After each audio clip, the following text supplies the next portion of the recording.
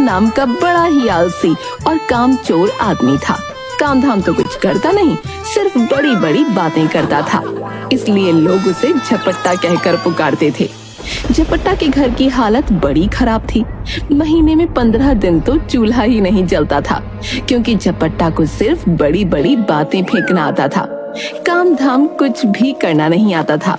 उसकी कामचोरी की सजा उसके साथ साथ उसकी पत्नी को भी भुगतनी पड़ती थी। एक दिन झपट्टा की पत्नी सोनमती गुस्से में बोली, अब मैं तुम्हारी कोई बात नहीं सुनना चाहती, चाहे जो करो, लेकिन मुझे पैसा चाहिए। जब तक तुम कोई कमाई करके नहीं लाओगे, मैं तुमको घर में ना घुसने दूंगी। अरे भाग्यवान, बिगड़ती क्यों? मैं कहीं ना कहीं से कुछ इंतजाम कर लूंगा। तुम थोड़ी शांति रखो। तुम तो जानती हो, कभी तुम्हारे इस पति को झपट्टा महाबली कहकर पुकारते थे सब। बस बहुत हो गया तुम्हारा। तुम चुपचाप नौकरी की खोज में जाओ, नहीं तो मैं तुम्हें घर में ना घुसने दूंगी। झपट्टा वगैरह सब भूल जाओगे। हाँ, लगता है इस वक्त सोनमती को ज्यादा ही गुस्सा है। मेरी कोई बात सुनने को तैयार नहीं है। भलाई इसी में है कि नौकरी की खोज में निकल जाता हूँ। हाँ ठीक है, तुम नाराज मत हो नाराज है। मैं 2-3 दिनों के बाद नौकरी की खोज में चला जाऊंगा। है अभी जो है, अभी कुछ वक्त और आराम कर लेता हूँ थोड़ा सा, है ना? क्या कहा? 2-3 दिन? तुम्हें आज और अभी जाना होगा। बहुत हो गई तुम्हारी मनमानी, अब और नहीं। अरे मेरी बात तो सुनो। अब आज कहाँ जाऊंगा बताओ? बाहर देखो ना कितनी तेज धूप हो रही है। अच्छा कल चला जाऊंगा। ठीक है मेरी सोनी मोनी, ठीक है। मैंने जो कह दिया सो कह दिया, मस्के लगाने की कोई जरूरत नहीं है।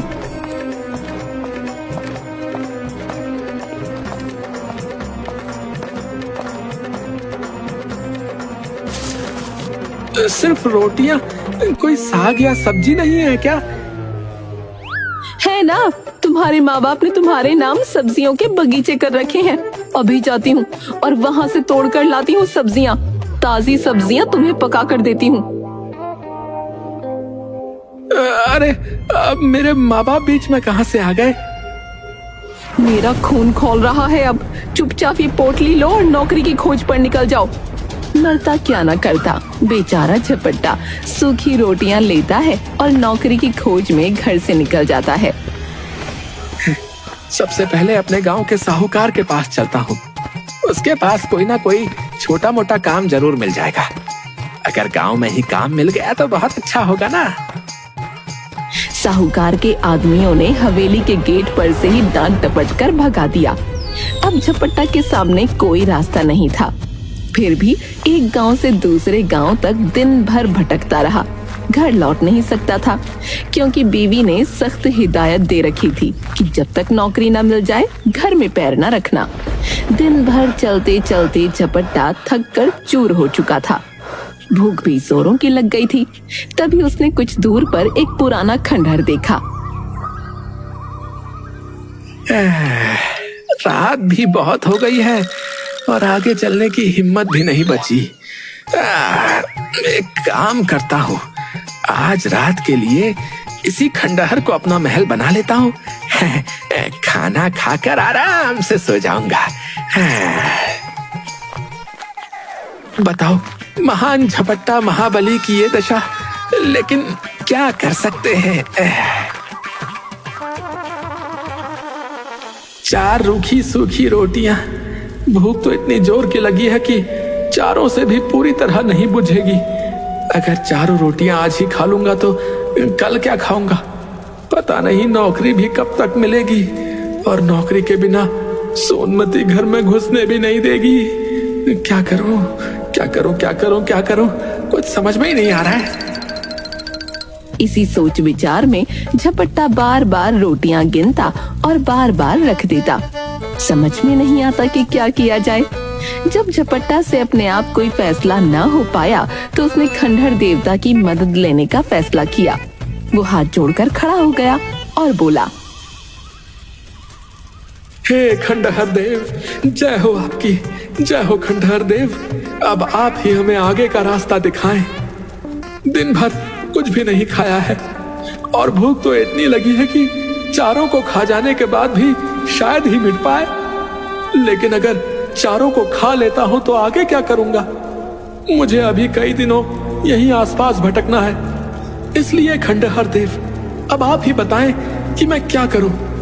एक खाऊं, दो खाऊं, तीन खाऊं या चारों को खा जाऊं? लेकिन खंडहर की ओर से कोई जवाब न मिला। वो बोल तो सकता नहीं था, इसलिए कैसे जवाब देता? उस खंडहर के अंदर 4 भूतनियां रहती थीं। उन्होंने झपट्टा की बात सुनी। बड़ी भूतनी छोटी भूतनी से, छोटी, लगता है कोई बहुत बड़ा दानव आ गया है जो हम चारों को एक साथ खाने की बात कर रहा है। हाँ दीदी, मुझे भी ऐसा ही लगता है, बहुत बड़ा दानव होगा ये, तभी तो हम जैसी भूतनियों से भी नहीं डर रहा। दीदी, मैं अभी मरना नहीं चाहती हूँ, मुझे इस दानव से बचा लो, वरना ये हम सबको खा जाएगा। ये सब तुम लोगों की वजह से हुआ है। मैंने तुमसे कहा था इस खंडहर में अपना घर मत बनाओ, क्या पता कब कौन मुंह उठाए चला आएगा, पर तुम मेरी सुनती कहाँ हो। तुम तो रहने के लिए बड़ी जगह चाहती थी, लो मिल गई बड़ी जगह। अब आराम से इस दानव के बड़े से पेट में रहना। मछली, ये तो क्या कह रही है? रहने के लिए अलग कमरा तो तुझे भी चाहिए था। तुझे ही तो हम सबके साथ एक कमरे में रहने से सबसे ज्यादा मुश्किल होती थी, इसलिए ये सब तेरी गलती है। दोनों भूतनियां आपस में लड़ने लगीं। तभी बड़ी भूतनी बोलती है, चुप हो जाओ तुम लोग और लड़ना बंद करो। ये समय आपस में लड़ने का नहीं है। मुझे लगता है हमें इस दानव के सामने जाकर इससे विनती करनी चाहिए। क्या पता उसे हम पर दया आ जाए और वो हमारी बात मान ले। हाँ दीदी, आप सही कहती हैं। क्या सही कहती हैं? तू तो है ही दीदी की चमची। हम उसके सामने जाकर खड़े हो जाएं ताकि वे आसानी से हमें पकड़कर खा ले। मुझे लगता है हमें यहाँ से भागना चाहिए। मछली दीदी, हम भागेंगे कैसे? हमें तो रात के समय कुछ दिखाई भी नहीं देता। बड़ी भूतनी थोड़ा गुस्सा होकर बोलती है, चुप हो जाओ तुम सब, और जैसा मैं कहती हूँ चुपचाप मेरी बात सुनो और वैसा ही करो। चारों भूतनियां खंडहर से बाहर आकर झपट्टा के सामने हाथ जोड़कर विनती करती हैं। हे दानवराज, आप तो बड़े बलशाली हैं। आप व्यर्थ ही हम चारों को खाने की बात सोच रहे हैं।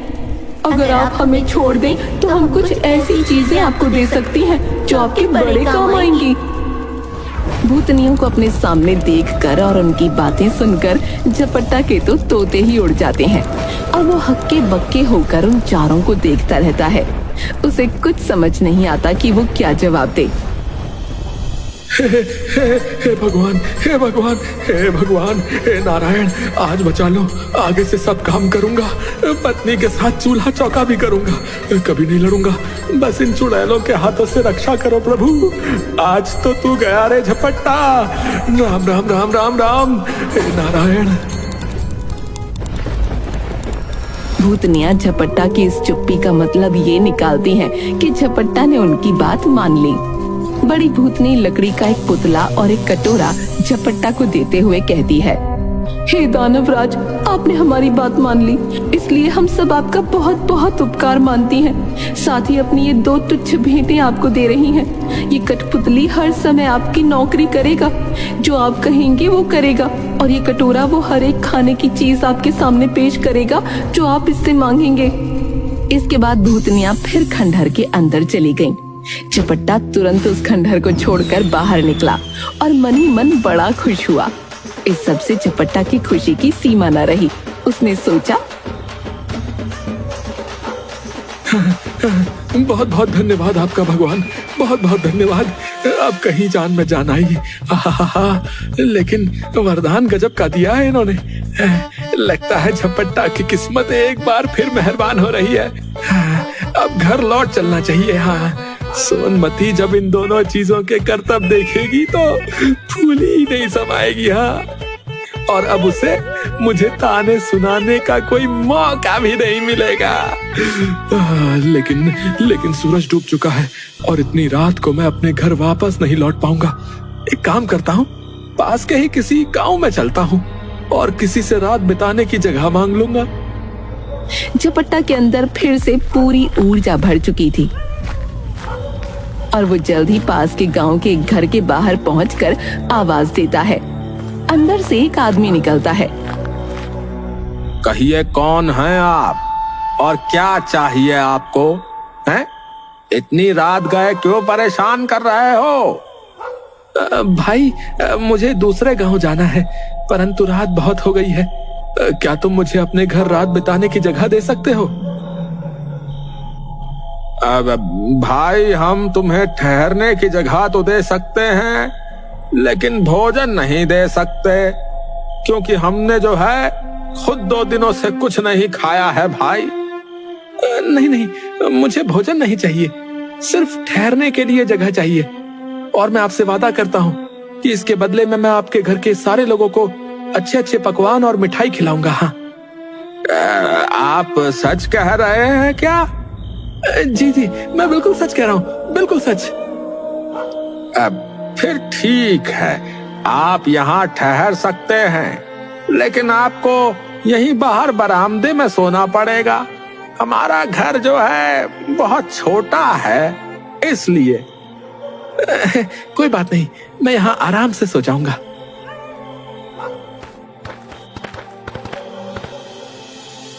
जादुई कटोरे, मुझे खाने के लिए हलवा, पूरी, सब्जी, पुलाव, खीर, मिठाइयाँ, रबड़ी, रसगुल्ला, जलेबी, समोसे सब चाहिए, सब लाओ। कुछ ही समय में घर वालों के सामने सारे पकवानों का ढेर लग चुका था। उन सब की आंखें खुली की खुली रह गईं, लेकिन भूखे होने के कारण उन्होंने जल्द ही सब कुछ खाकर खत्म कर दिया। मैं ये झूठे बर्तन बाहर ले जाकर धो देती हूँ। नहीं, आपको बर्तन साफ करने की कोई जरूरत नहीं है। ये मेरा कठपुतला सारे बर्तन साफ कर देगा, आप देखते रहिए। झपट्टा के इतना कहने भर की देर थी कि कठपुतले ने जल्दी से सारे बर्तन साफ कर दिए। झपट्टा के कठपुतले और कटोरे के अजीबोगरीब जादू देखकर उस आदमी और उसकी पत्नी के मन में लालच आ गया और झपट्टा के सो जाने के बाद वो दोनों चुपके से उठे और झपट्टा के कटोरे और कठपुतले को चुराकर उनकी जगह एक नकली कठपुतला और नकली कटोरा रख दिया। झपट्टा को ये पता न चला। सवेरे उठकर झपट्टा ने हाथ मुंह धोए और दोनों नकली चीजें लेकर घर की ओर चल दिया। भाग्यवान, अब तुझे कभी किसी बात के लिए चीखना चिल्लाना नहीं पड़ेगा। हाँ, न घर में खाने को किसी चीज की कमी रहेगी और न ही कोई काम हमें और तुम्हें करना पड़ेगा। हाँ, तुम जो चीज खाना चाहोगी ना, मेरा ये कटोरा तुम्हें खिलाएगा, और जो काम करवाना चाहोगी मेरा ये कठपुतला कर डालेगा। क्यों, अब बताओ, अब भी अपने झपट्टा को निकम्मा और कामचोर कहोगी, हैं? लेकिन सोनमती को इन बातों पर विश्वास न हुआ। उसने कहा, तुम तो ऐसी डींगे रोज ही मारा करते हो, कुछ करके दिखाओ तो जानूं। हाँ, क्यों नहीं, अभी लो। जादुई कटोरा और कठपुतला निकाल झपट्टा ने कहा।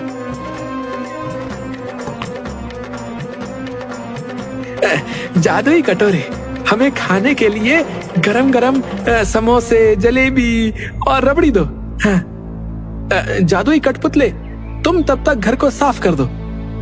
अब देखो सब काम कैसे होते हैं। हाँ,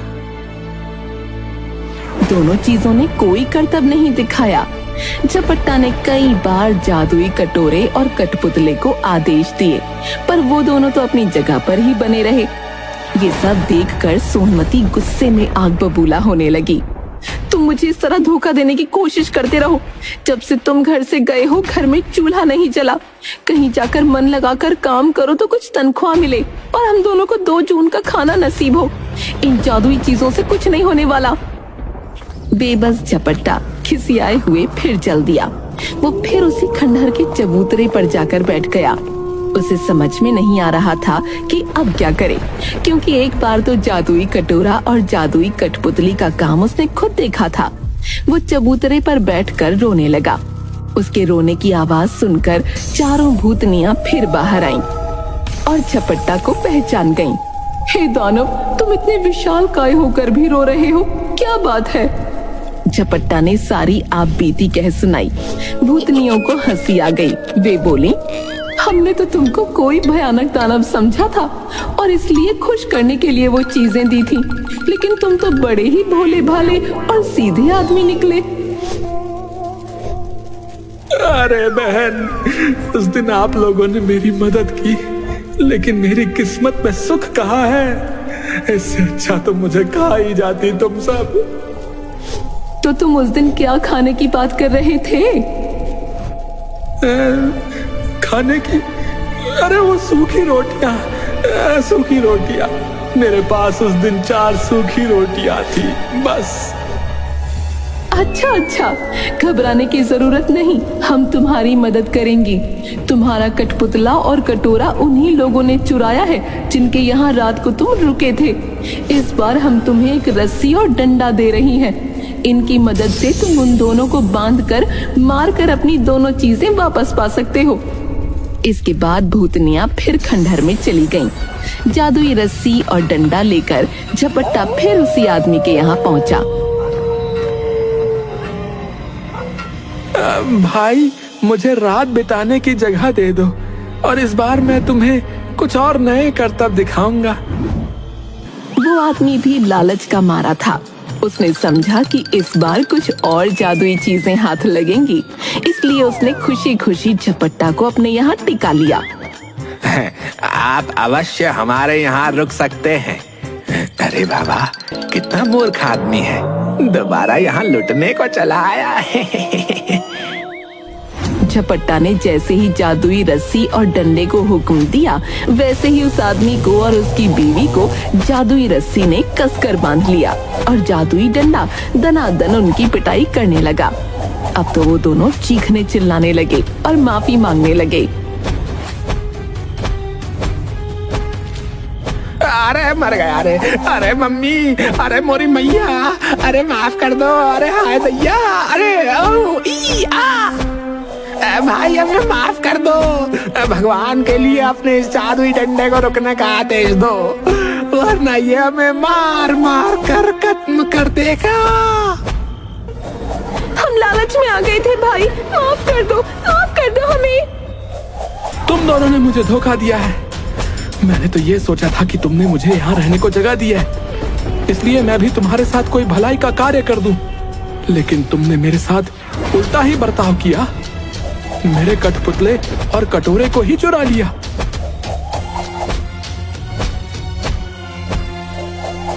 अब जब वो दोनों चीजें तुम मुझे वापस कर दोगे, तभी मैं अपनी रस्सी व डंडे को रुकने का आदेश दूंगा। उन दोनों ने झटपट दोनों चुराई हुई चीजें झपट्टा को वापस कर दी।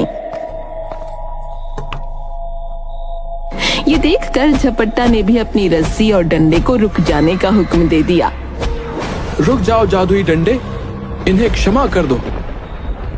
जादुई रस्सी, इन्हें बंधन से मुक्त कर दो। अब झपट्टा अपनी चारों जादुई चीजें लेकर खुशी खुशी घर वापस लौटा। लेकिन उसे देखते ही सोनमती को बड़ा गुस्सा आया, क्योंकि उसने कई दिनों से खाना जो नहीं खाया था, इसलिए वो झुंझलाई हुई थी और दूर से ही झपट्टा को देखकर जोर जोर से चिल्लाने लगी। कामचोर, तुम फिर लौट आए। खबरदार घर के अंदर पैर न रखना, वरना तुम्हारे लिए बेलन रखा है। निकलो यहाँ से, अब फिर कोई बहाना बनाकर घर आए हो ना। ये सुनकर झपट्टा दरवाजे पर ही रुक गया और मन ही मन रस्सी और डंडे को हुक्म दिया। जादुई रस्सी और जादुई डंडे, अपनी करामात दिखाओ और इस सोनमती को काबू में करो। आदेश पाते ही रस्सी और डंडे ने अपना काम शुरू कर दिया। रस्सी ने सोनमती को कसकर बांध लिया और डंडे ने पिटाई शुरू कर दी। जादुई रस्सी और जादुई डंडे की करामात देखकर सोनमती जोर से चिल्लाने लगी। मुझे माफ कर दो, मुझसे गलती हो गई। आज के बाद मैं कभी तुम्हारे साथ बुरा बर्ताव नहीं करूंगी, मैं तुमसे वादा करती हूँ। अरे मेरी जान के दुश्मन क्यों बन रहे हो? मैं तो परिवार का भला ही चाहती हूँ। रुक जा मेरी जादुई रस्सी और डंडे, इसे मुक्त कर दो। अब तक तो तुम्हारी अक्ल थोड़ी ठिकाने आ गई होगी। जादुई कटोरे, मेरी प्यारी सी सोनमती के लिए स्वादिष्ट और गर्मा गर्म जलेबी और कचौड़ी पेश करो। और जादुई कठपुतले, तुम घर की साफ सफाई का काम शुरू कर दो। आदेश मिलते ही जादुई कटोरे और कठपुतले ने अपना काम शुरू कर दिया। ये सब देखकर सोनमती भी बड़ी खुश हुई। अरे ये तो सच में जादू है। मेरा झपट्टा किसी से कम थोड़ी ना है। अब सोनमती बनेगी महारानी। उस दिन के बाद दोनों प्यार से अपना जीवन व्यतीत करने लगे और झपट्टा महाबली की किस्मत ने एक बार फिर से उसका बखूबी साथ दिया। एक गांव में